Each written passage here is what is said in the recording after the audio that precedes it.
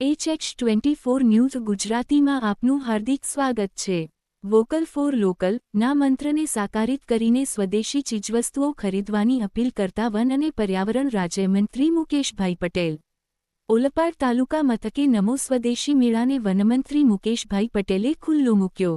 વડાપ્રધાન શ્રી નરેન્દ્રભાઈ મોદીના vocal for local ના સ્વપ્નને સાકારિત કરવાના હેતુ સાથે ઓલપાડ તાલુકા મથકે ઓલપાડ તાલુકા પંચાયત કચેરી દ્વારા નમો સ્વદેશી હસ્તકળા મેળાને વન અને પર્યાવરણ રાજ્યમંત્રી શ્રી મુકેશભાઈ પટેલના હસ્તે ખુલ્લો મુકાયો હતો।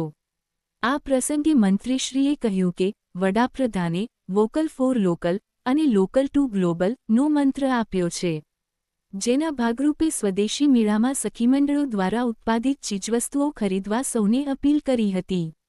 મહિલાઓ ઘરાંગણે સ્વઉત્પાદિત ચીજવસ્તુઓનું વેચાણ કરી શકે તે માટે હસ્તકળા મેળાનું આયોજન સરાહનીય છે।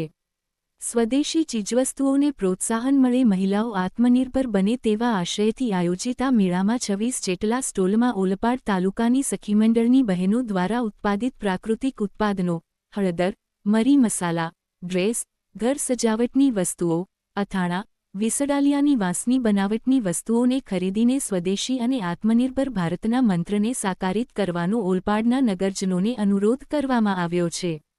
આ પ્રસંગે તાલુકા પંચાયત પ્રમુખ નીતાબેન પટેલ, ઉપપ્રમુખ કિરણ પટેલ, પ્રાંત અધિકારી પાર્થ તલસાણિયા, મામલતદાર H.D.